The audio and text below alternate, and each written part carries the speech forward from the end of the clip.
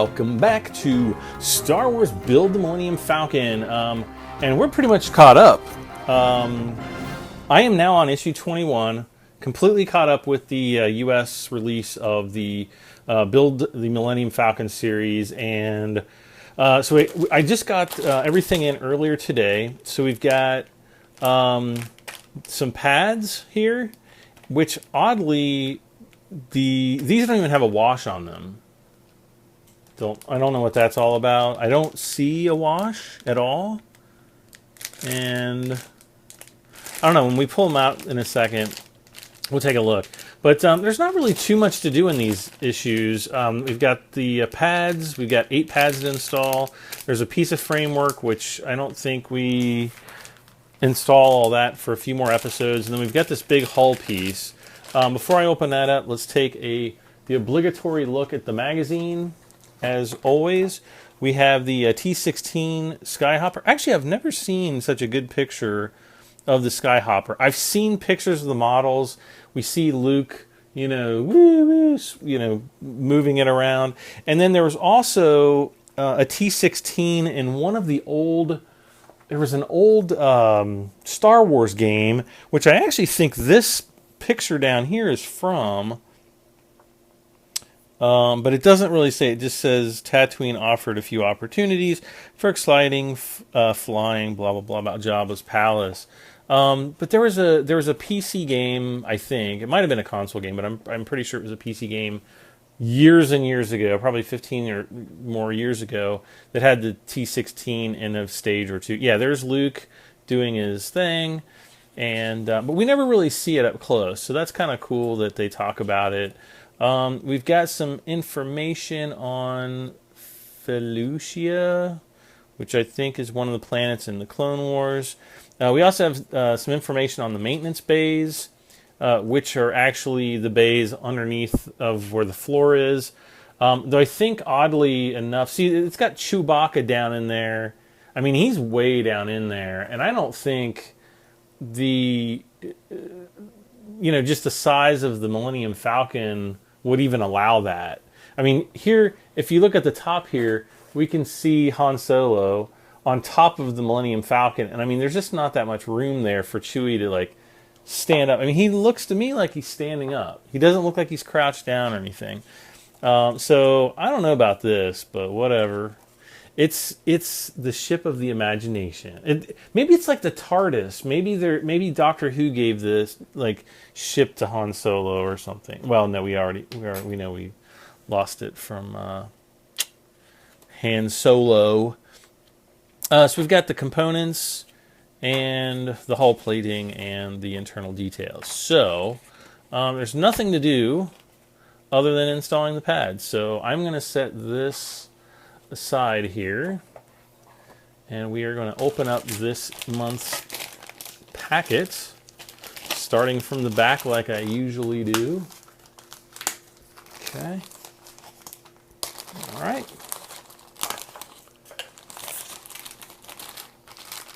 It's kind of nice to finally get a new piece of hull plating, because I don't know. It seems like it's been a while since I've gotten a piece, so I don't know. All right, so we've got the little connectors, a 2-hole connector, 4-hole connector, and then screws. I'm going to put those away in my little bin over here. Nothing left in there. That goes in the garbage. We have the paper. I'm actually kind of nervous. I lost 2 of the pads for the support structure inside of this. I don't remember what episode it was, but it was a few episodes ago, or a few issues ago. And just out of sheer luck, my dog, this was kind of like teetering on the edge of the garbage can. My dog knocked it off, and the little packet with the 2 cushions fell out. So thank you to my dog. So you guys might want to be checking these as you're going through, because I didn't the one time. Oh, look at that. Look at that big piece of BP01. And actually, I think we do this in a later episode, but this little plant-on piece right here, I'm pretty sure goes right in there. I'm 99% sure that it does. So this piece is going to, I don't know how far out I can zoom my camera. There's the hull plating over here. This piece is actually going to go like right in here somewhere. Like that maybe, I guess. So, cool. Cool stuff. Anyway, let's get back to business. Try to get my camera repositioned. Come on. You can do it, Brad. You can do it. Okay. All right. So, we'll put that away for now. Oh, we've got one hull piece. We've got a couple extra hull plating pieces over here. This actually kind of looks like kind of down towards the front, maybe. I don't know. But anyway, we've got that. That's going to continue this around. And once we're done with this month, so up through issue 24, we will have completed half of the bottom segment of the Millennium Falcon, which I think is pretty freaking rad, guys. All right. So, where's my... Just had it. Oh, here it is.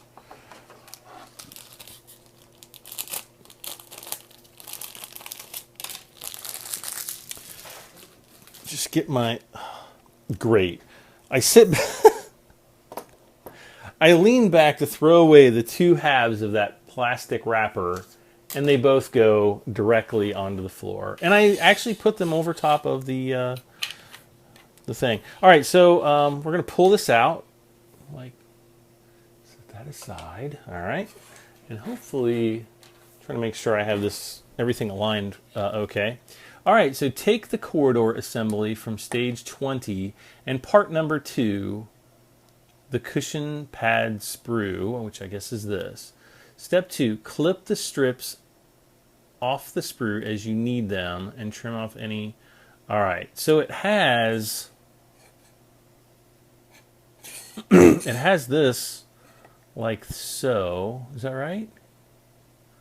1, 2, 3, 4, 5, 6, 7. Okay, yeah, I guess. Okay, I guess we're only doing one side of the pads in this episode. First thing I kind of want to do though is I want to do a wash with some of the paint or the wash. Hold on. There we go.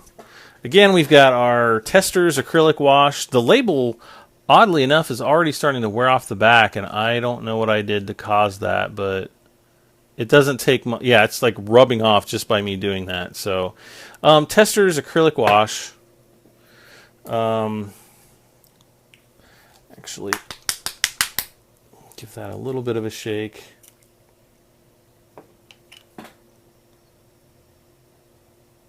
I'm not even really going to thin it out too much. I'm just going to go, you know, back and forth a couple times.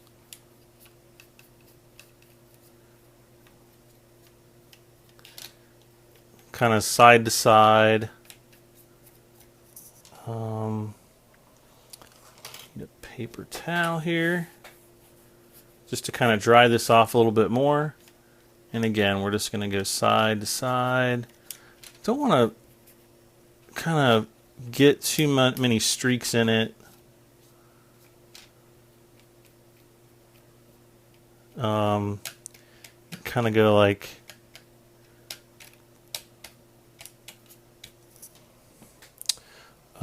I don't really have... I guess I can get a little bit of water out here. I have some sitting right here, so I'm going to try cleaning this up just a little bit with some water. There we go. That's a little bit better. There's kind of this weird striation pattern in the piece, which is kind of interesting. Okay.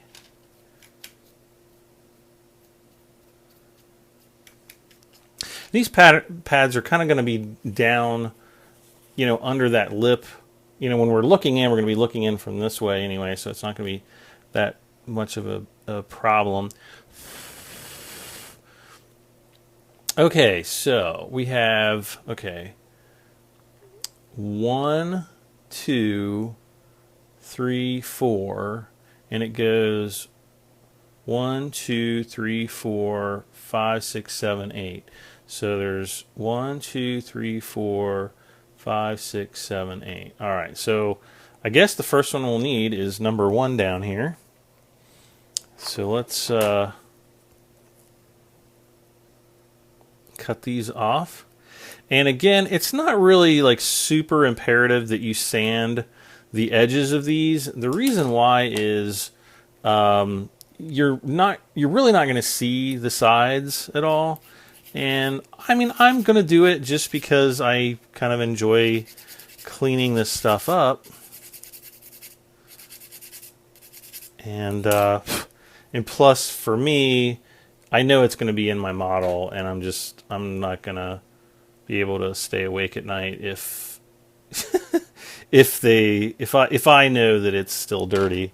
All right, so I'm just kind of dirtying up the sides there where I just painted, or I'm sorry, where I just sanded. All right, so we've got 1, and I don't know if you can really see this. Let's see if I can. Will it do it? Come on, man. I know you can't. You see how there's like kind of like this little tiger striping? That's not from my paint. That's from the whatever. Again, like in issue, I think it was 20 with the, or well, no, I guess it was like issue 17. I don't remember. I'm so confused on my issues. Now we're finally going in order. I was kind of backtracking a bit previously because I had I didn't have my airbrush in. My airbrush that I bought, it was a Badger 150, and it had actually been on back order for quite a while apparently. I actually called Badger up and I was like, "What's the hold up?" And they said, "Well, we're so sorry. One of our machines went bad or something, and that makes some part for the airbrush kits." And so anyway, I was like, I called them up and I'm like, I need an airbrush. And so I had to wait a couple weeks, but it finally came in, and now I'm able to airbrush everything I was wanting to airbrush before. But just a little bit behind. So again, I'm just kind of brushing this on like so.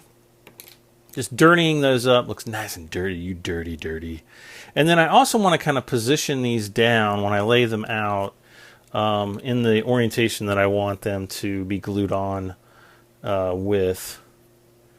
So I can make quick work of that. Because we're going to start some gluing here in just a moment. That side I can't even really tell where this root. Oh, there I can tell that one. Am I getting? Yeah, I'm getting him.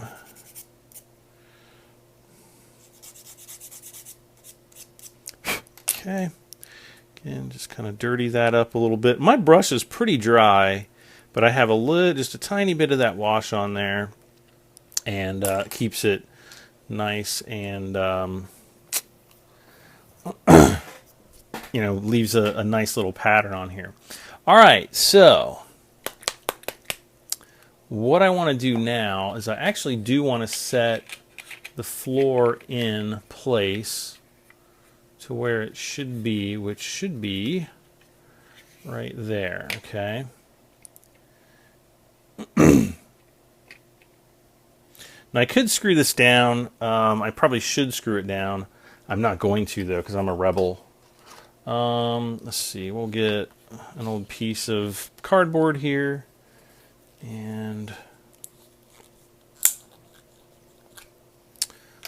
get our glue out once again. And one of our cocktail sticks. And I'm just going to start, I'm going to kind of do this backwards because I would go left to right, but go right to left, I guess.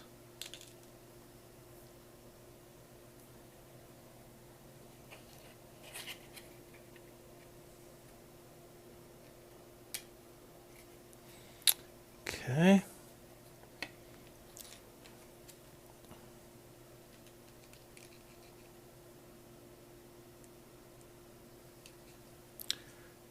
And I'm kind of doing it a little backwards. Usually I would put the glue into the slots first, but I don't know, this time I'm not. Again, you want to pay attention to which side is kind of the slotted, or I'm sorry, the smooth, or, okay, there you go. And you kind of want to make sure that the pads are down, you know, as close to the floor as you can really get them. Because I had one come back to haunt me on the other corridor, and so, yeah. I just wanted to make sure that I let you guys know about that. Get some more glue.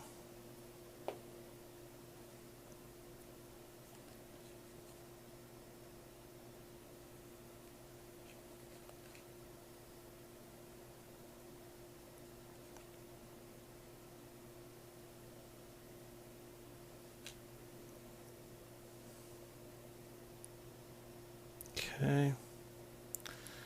Should go on about like that.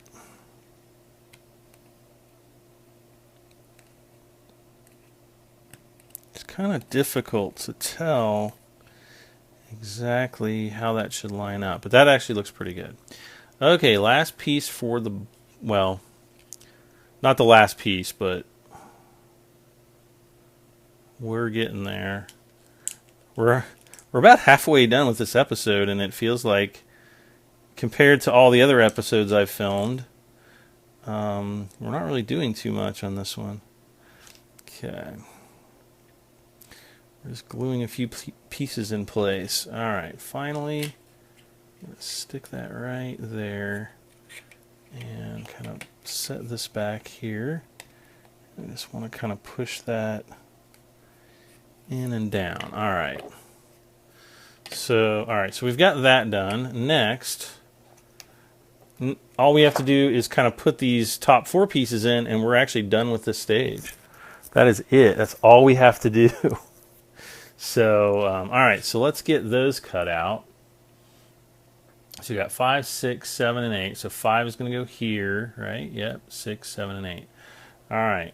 There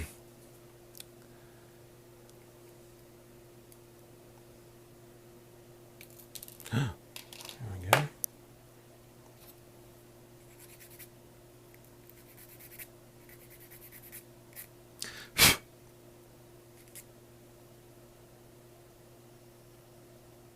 Okay. I think that one's pretty good. Now this one is going to be a bit different. We are going to have to kind of put the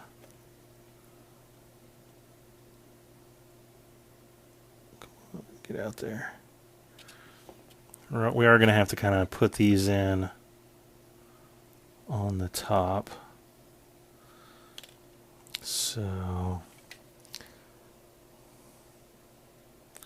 and again, these are just going to align right on the top of this piece. There's a little bit of extra glue that's coming out of the top there. So, alright, so there's that one.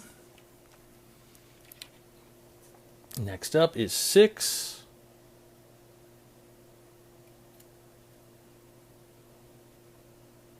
Now these numbers don't really have anything, they don't really correspond in any way to the book or to the manual. So you just have to kind of look at the picture that's on the, you know, in the guide and the actual issue itself to make sure that, you know, you're putting each piece where it belongs.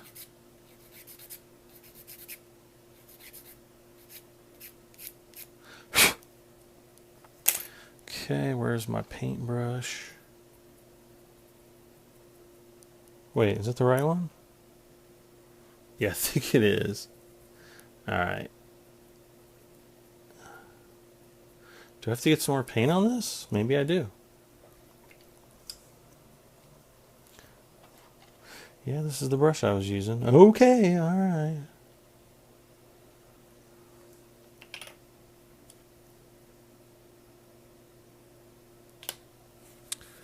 Okay, just kind of paint some on, dab some off. Paint some on, dab some off. Okay. Again. Shouldn't. I should not lay my paintbrushes down in the in the glue.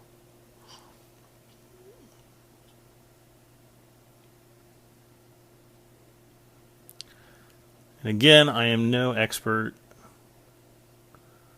but I know enough to be dangerous. And I'm just trying to have fun. You know, I'm taking it relatively seriously. I think I'm going to really start taking the build a lot more seriously. You know, when I start to really start painting the the outside, the externals. So again, that just fits right down.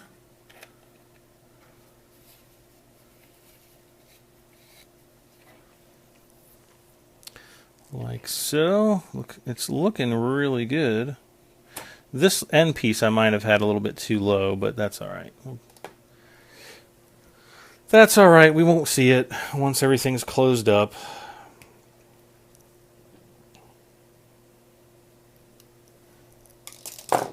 Okay.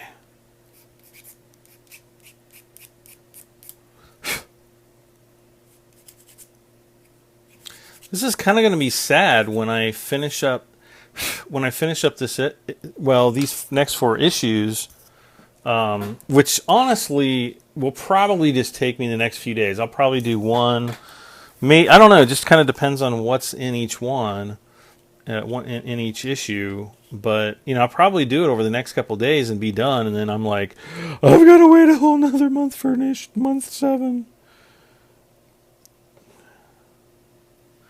And then we've got, like, month 8 is going to be pretty cool. Because we're really you know, once we get done with all of this internal stuff, you know, it's going to probably start concentrating a lot more heavily on, like, you know, all the outside stuff. All the, you know, more framework and paneling and things like that. So that's really what I'm looking forward to. But I just have this sneaking feeling that it's like, okay, here's your one piece of framework and, you know, one piece of paneling for that week. And it's like, okay, let's screw that on and we're done. And I don't know. I have a really bad feeling that that's what this kit is going to turn into. After, you know, maybe... supposedly around issue 40, they're supposed to get out the ramp, because we're slowly making our way around to the ramp, which is supposed to be like electrically actuated, so it actually goes up and down, and which will be pretty cool. The downside of the ramp is, you won't actually be able to see, like, up into the hallways or anything. There's a bunch of framework and things like that. Okay, I get it, and like, in the defense of the model, by DeAgostini, they've come back and said, well, you know, it's a model of the shooting replica. Well, the shooting replica didn't have all this internal stuff, so I can appreciate that they're making a replica of the shooting miniature, but if they're going to do all this extra internal stuff, you know, why not go for it, you know? Like, you just got to go for it. Like, make it as, you know, I don't know. All right, so there we have that. sprue is empty. Set that aside. Now we just have some of these pieces, the ring, well, the corridor rings, which I think are going to go kind of like this. It doesn't really matter which way I put them in at the moment, but we can at least kind of see how that's going to look. So, pretty cool.